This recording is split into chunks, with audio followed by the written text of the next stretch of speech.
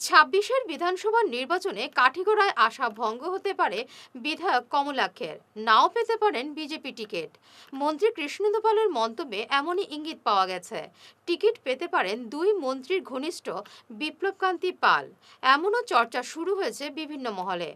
মন্ত্রী কৃষ্ণেন্দু পালের ইঙ্গিত, কাঠিগড়ায় স্থানীয় কাউকে টিকিট দেবে বিজেপি, বহিরাগত কাউকে প্রার্থী করা হবে না ওই কেন্দ্রে। দেখুন আমাদের প্রতিনিধি সৌমিন্দ্র পালের এক বিশেষ রিপোর্ট।